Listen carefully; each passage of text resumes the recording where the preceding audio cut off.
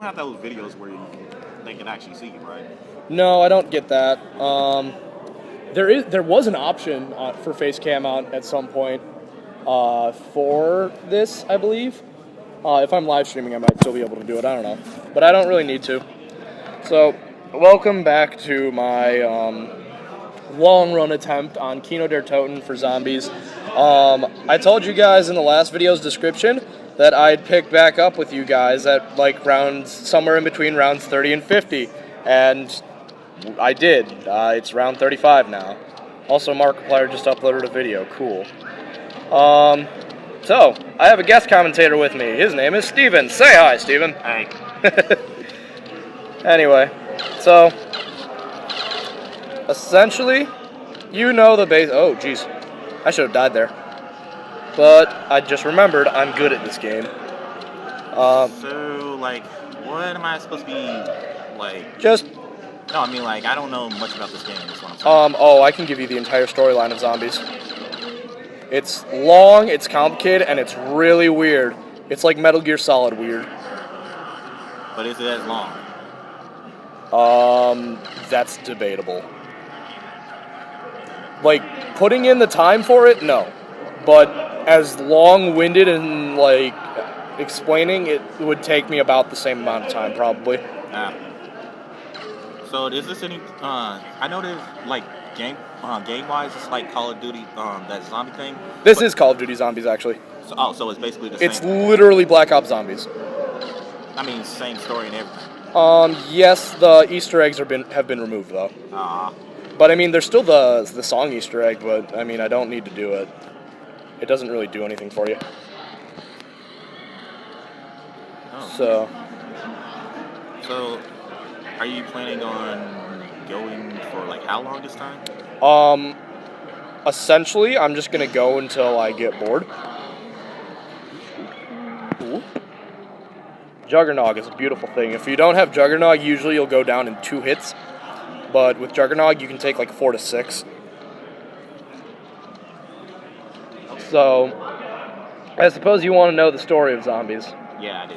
Alright, so, the story of zombies begins at Kino Numa, where essentially 4 people wake up, 4 soldiers, a Japanese soldier named Takeo Masaki, right? Yeah, Takeo, a Russian soldier named Nikolai Belensky, and then an American soldier named Take Dempsey wake up and are greeted by Dr. Edward Richtofen. So, anyway, they are essentially tasked with just killing zombies and moving from place to place, completing a sequence of events that Richtofen says will end the zombie curse, essentially. And along the way, you're finding little tidbits of information, like about this group called Group 935. Wait, it's not, it's a curse? They call it a curse, but there's actually a reason behind it. I thought it was like... I was getting into that. Okay, I thought it was a virus. But very soon after you start this whole journey, it's pretty much stated that element 115 is exactly what is causing all of the zombies. Like, literally, just exposure to element 115 is what's causing the zombies. Oh, so it is a virus. Yes, but it also is the cause of creating things like the teleporter, and one of the most well-known guns from zombies called the Wunderwaffe DG2. It just powers a bunch of futuristic tech. And so then after Shinonuma, they go to Derice, which is in Germany. It's based on a real place, actually. But they go to Derice to get the Wunderwaffe and supercharge it. Get the Wunderwaffe and access to the teleporter so that they can continue in their journey.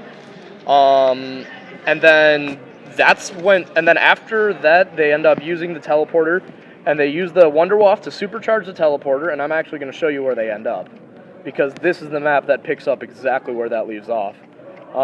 They supercharge the teleporter, and as a result, it teleports them into the future, right to there.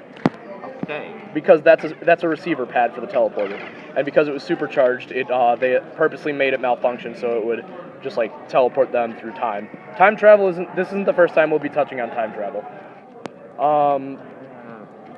Don't worry, we only touch on it 2 more times. But it always hurts my head thinking about Yeah, it. it's kind of stupid.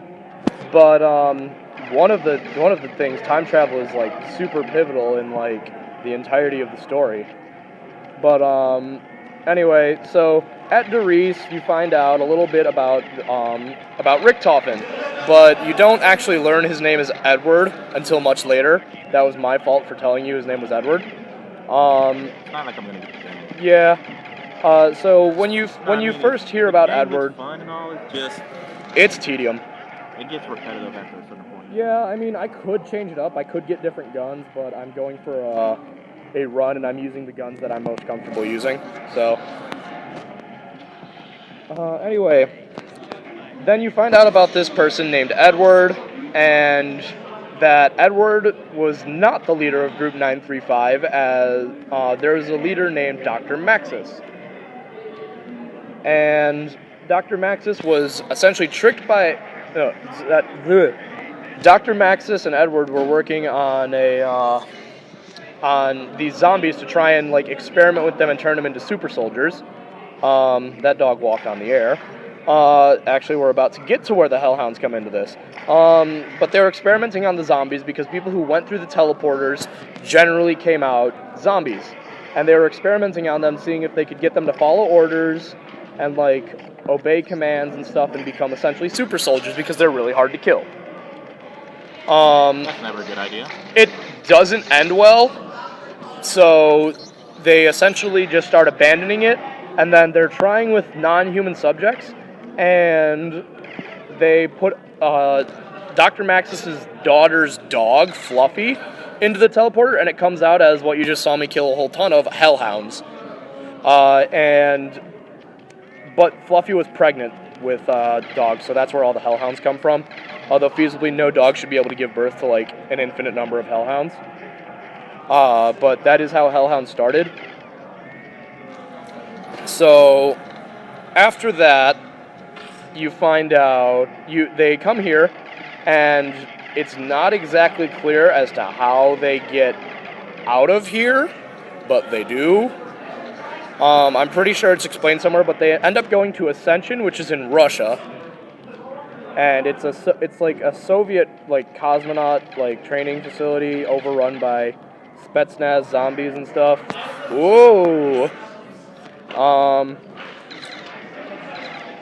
And then so Spetsnaz zombies, and then you have to help a man named Gersh. And there's a machine that Rick Toffen needs you to activate, which in the process helps release Gersh, who is trapped inside of this machine as like a soul, and he wants to be freed so he could just move on to the next life, essentially.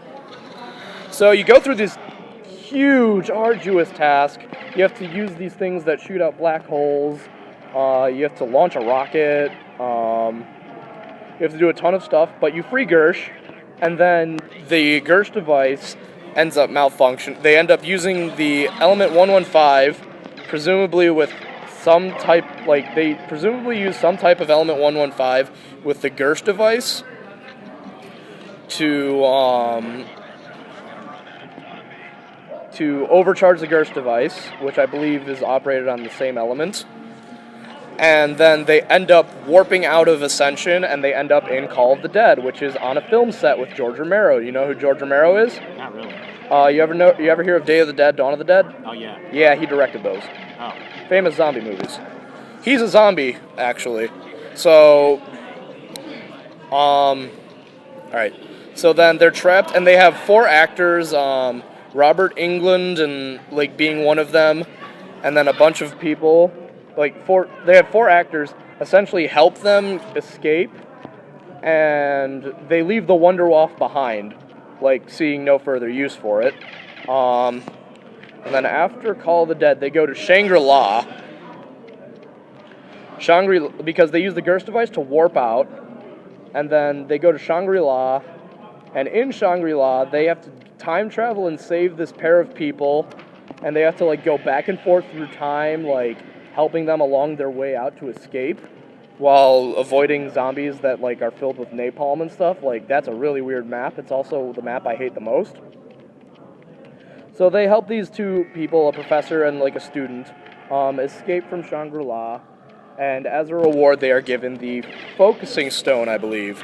And the focusing stone is another part of Richtofen's big plan. Then after Shangri-La, they go to the moon, actually. It's starting to sound more like this whole place should be like in a whole. Oh, don't worry, it's about to. We haven't even gotten started yet. So, in Moon, you find out that Dr. Maxis didn't die when Richtofen sent him through the teleporter, because he was locked in the room with Fluffy the Hellhound when Fluffy went through the teleporter. So, what was his name? Maxis didn't die. He went to the moon, essentially. And Edward had apparently perfected teleporters years in advance, and at one point wanted to start a walnut delivery business. And then Maxis was kind of an asshole, so Richtofen was like, I need to kill him. And then Richtofen was like possessed by alien spirits or something. It like starts ripping on Scientology a little bit, I feel. So you're doing all this, and you have to kill a bunch of zombies, you have to fill up this soul thing, and then the entire time you figure out that Samantha, the daughter of Dr. Maxis, who was also sent through the teleporter with Maxis, when Fluffy was created as the Hellhound, is actually the demonic announcer and in control of all of the zombies. And the reason why they're always attacking you is just because she wants Richtofen and anyone who's trying to help him dead for trying to kill her and her father. Anyway, Richtofen ends up taking over as the demonic announcer. Then Richtofen starts communicating with a bunch of people on Earth. It's like we're still jumping around here. Oh, I just remembered. And then essentially Richtofen has Richtofen is doing all this stuff, and he's like trying to banish Maxis, who has become an ethereal voice like Richtofen himself has after he becomes the demonic announcer. He's trying to banish Richtofen to he's trying to banish Maxis to like hell or something. And from there we go to Origins, where Samantha Maxis, with help from Takeo, Dempsey, and Nikolai, ends up completely rewriting the timeline, essentially, by running back to before she was born and telling Dr. Maxis, like, a whole bunch of spoiler shit.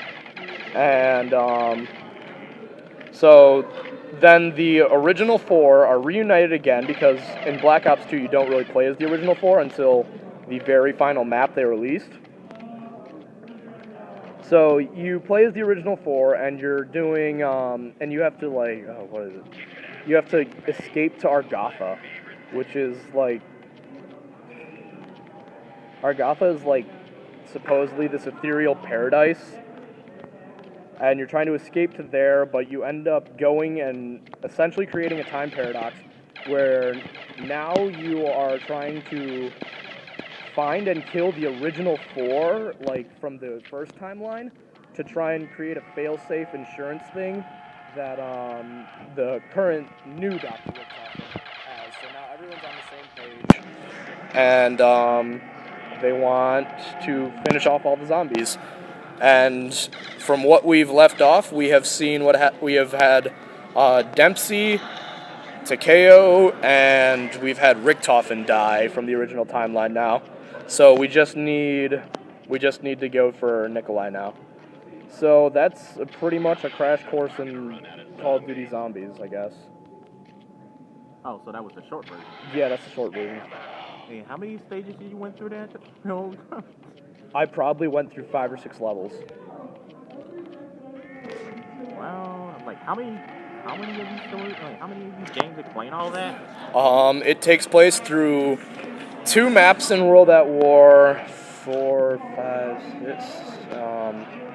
6, 2 maps in World at War, I think 5 maps in Black Ops, 5 maps in Black Ops 2, and I think so far 4 maps in Black Ops 3. So it's been spanning 4 games now. Yeah, that's what I thought. 3 or 4 games. People just want Zombies to have its own campaign mode. I'd like that. That'd be nice. Well, still sound more interesting than Resident Evil. Resident Evil died after 4. Although they're supposedly trying to go back to the early more horror style, they're making a new VR game. Yeah, I heard that. I have hopes for it, but then again, Capcom hasn't done anything right recently, so... I mean, just look at Street Fighter V Beta Launch Day Edition. Ooh, I'm talking shit about Street Fighter V. The hate's gonna roll in. Oh man, so many dislikes. Too bad, I honestly don't care.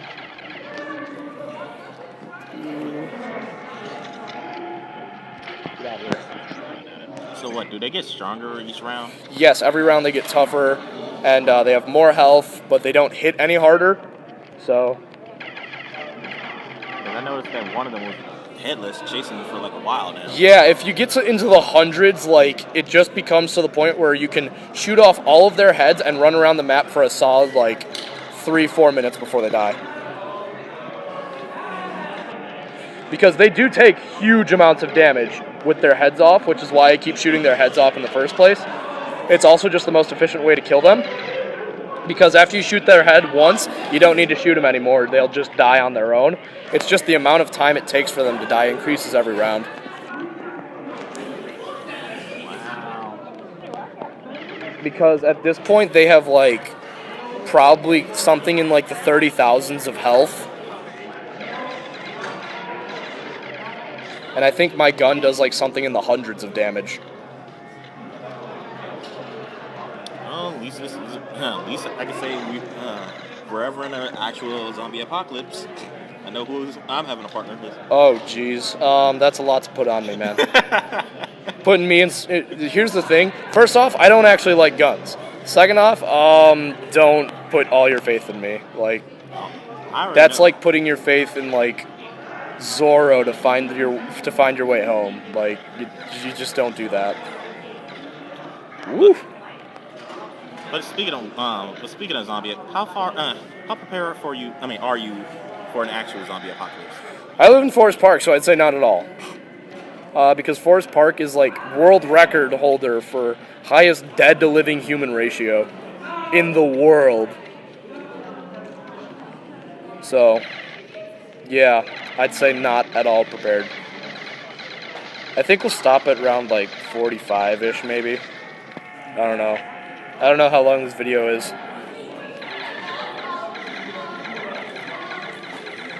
Oh, and I'm out of ammo for the MP40. So, we can go to round 50. It's not going to be that bad. I'll just do the next couple rounds with the Zeus cannon. It doesn't matter. It's not like I'm ever going to run out of ammo with this thing. I mean, you've seen how few shots it takes to end a round. Oh, speaking of... Oh, damn. Oh, well, I wasted a shot. Too bad. I have 134,000 points, and I have nothing to spend it on. And don't even suggest I open the other half of the map. I don't need to. I didn't even know there was another half. Yeah, I only opened half of it. I only ever open, like, half of it unless I get really bored and want to do the music Easter egg or I want double tap. Oh, you don't know what the perks do you? Not really. Okay, so Juggernog is essentially it gives you more health. Speed Cola makes you reload faster, and repair barricades like that over there faster. It's an exercise in futility. All it does is serve to give you like 50 additional points. Like, I'll just... Whee! But now they're going to break it down again, so... It's an exercise in futility. It doesn't really help you. So what's the point of doing it anyway? Points. Yeah, just a few points that's just going to literally get torn down in a few seconds. Well, I mean, it's a continuous supply of points. I mean, I've used it before because I ran out of ammo entirely, and I didn't have enough points to buy a refill on ammo, so I had to go and rebuild barricades to get points.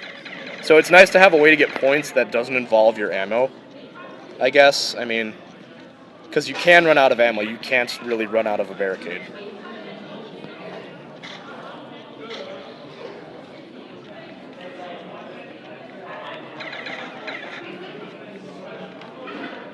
There's just 2 left. No, there's some crawlers. Yeah, but I only saw that one. That's why I said, are there 2 left? Ooh, ooh, ooh, ooh, ooh, ooh. There's probably one over here, yeah. So yeah, it looks like the crawlers died off. Yeah, the crawlers died off because I shot their heads off. And now we're on round 43. Dog round. So how often? How often do they show up? The dogs, it's like every 4 to 5 rounds. They changed the particle effects on explosions, though. Like, I can definitely tell because those white boxes you're seeing, those did not used to be there. Is it only because of this game, or is it because... It's probably got something to do with, like, updating it to run better on iOS 9.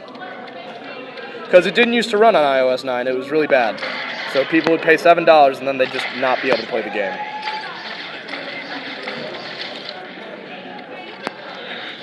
And for those of you wondering, no, you cannot reload the Thunder Gun mid-clip. That's the only bad part about it. But when you have a max ammo, it's why not just shoot off the remaining infinite damage shots that you have in your clip and then reload your gun, then just go and grab that max ammo. Because it's not like you're wasting anything, you're just getting shots back anyway. So how many rounds do you think you can do with just the Zeus cannon? With just the Zeus cannon, I'm pretty sure I could last forever. Like, I could just literally last until I get bored and quit. And I probably wouldn't ever have to leave this stage either. So just unlocking the other half of the map, just make it, just give you more room and more stuff. It would give me more room and access to one additional perk, which makes you shoot faster. So, I mean, I don't really need it. I'm fine the way I am. Although Double Tap Root Beer is one of my favorite perks, specifically in Black Ops 2 when they changed it to Double Tap 2, where it not only does it fire faster, but for every 1 ammo you expend, you put out twice the number of bullets. So say you're using a shotgun and you'd shoot 5 pellets out. Instead, with Double Tap 2, you'd shoot 10 pellets with 1 shot. So, yeah, that'll not... Oh, that ended the round, okay. But, that was basically killing them in 1 shot, right? The insta-kill, yes. There's power-ups for insta-kill, fire sale. Fire sale's not in this iOS, I don't think. I'm not sure. I do remember getting it at some point, but I don't know if it's in here. I'm pretty sure it's not. But fire sale it makes the mystery box spawn at every single possible location, which is marked by 3 boxes like that and a teddy bear on top of it. So it makes the mystery box spawn at every possible location and makes pulling from it only cost you 10 points, opposed to the normal 950. And the mystery box is where you get weapons like the Zeus cannon. Is that how you got it? Yeah, you have to pull it from the mystery box. No, I mean, is that how you got your Zeus cannon? The Zeus cannon is actually the Thunder Gun after you Pack-a-Punch it, which is sort of just upgrading. Oh. But you have to pull the Thunder Gun from the mystery box first.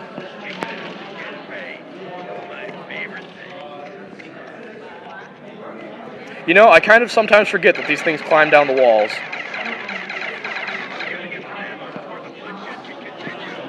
Also, ammo for a Pack-a-Punched weapon that's on the wall costs 4,500 points.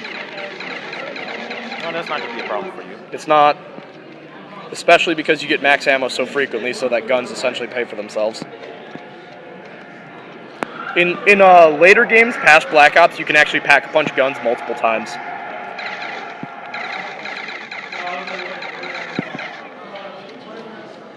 And then when you Pack-a-Punch it multiple times, like in Black Ops 2, you cycle through different attachments, and then in Black Ops 3, your bullets can get special effects on them.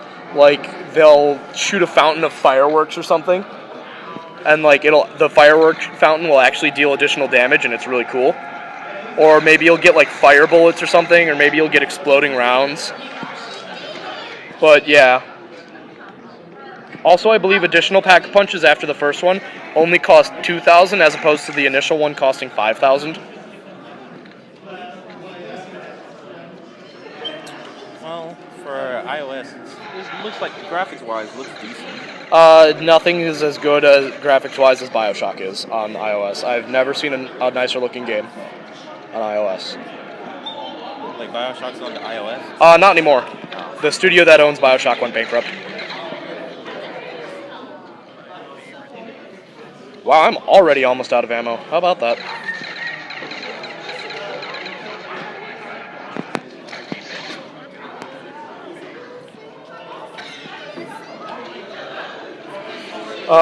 Yeah, also crawlers have that stupid physics thing. Part where you said they fly? Yeah, they don't just die, they kind of fly off a little bit. But, what else is there to talk about? There's traps. I haven't talked about traps. So, traps essentially are, you go, you buy them once or so around maybe, and they just help you take care of zombies, but they aren't really worth it, because you don't get, like, a lot of points for it. Also, the turret trap is literally the worst trap in the game. So I picked the absolute worst trap to possibly show you. Let me fix that by showing you one of the better ones. Well, actually, this is just the best one. It's called the electroshock trap. Can you guess what it does? I can kind of guess. It does this. Anything that walks into that dies. And yes, it is actually 100% possible for me to run through it because I have Juggernog. Woo! It hurts me like a bitch, but I mean, hey. How long do these traps last? The electroshock trap lasts kind of really long. I don't know why. It really shouldn't last that long. The turret trap doesn't last very long at all. And then there's a fire trap on this. Like the electroshock trap just now ended. So there's a fire trap, but it's not really that good. It's like a worse version of the electroshock trap. Or better, depending on how you look at it. I mean, the electroshock trap you can kind of run through. The fire trap you can't. Whoa! Because you'll continuously take damage? Yeah, and also you'll take, like, DOT stuff. Oh, shoot. So, 4 more rounds and then I'll call it quits for this episode. Yeah, boy.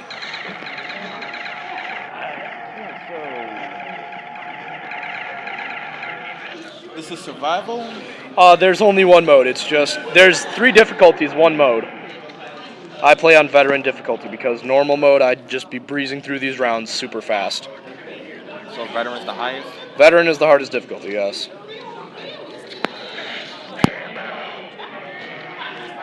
On normal mode, zombies follow their normal health formulas and stuff, and they spawn, I think, slower maybe.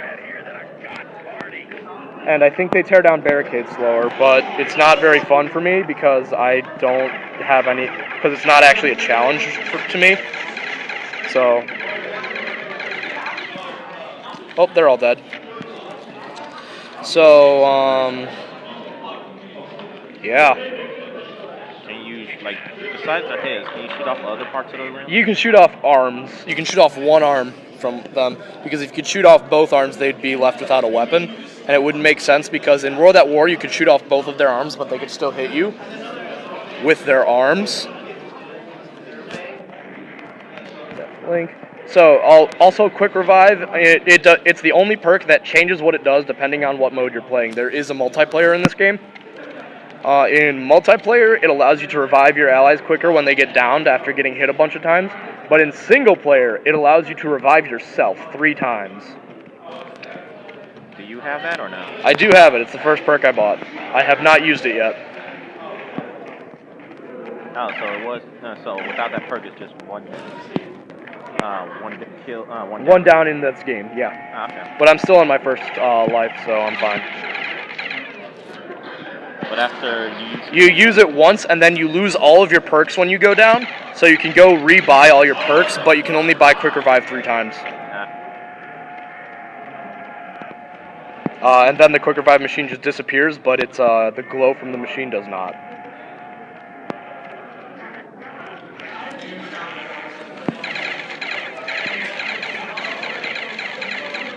I think at one point I did a challenge where my challenge was to get to around 60 without Juggernog, and I think I did it. I don't remember.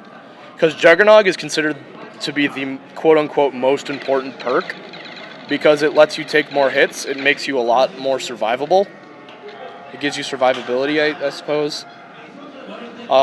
Speed Cola is considered the second. Double Tap and Quick Revive are generally in multiplayer considered to be you don't really need it, but you can get it if you want.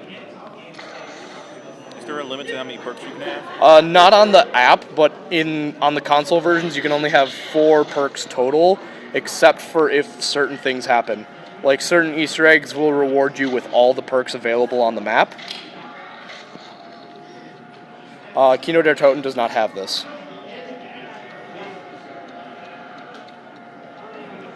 How many perks you have? Because I only have 3 because I haven't opened the way to double tap yet. Oh. Beautiful.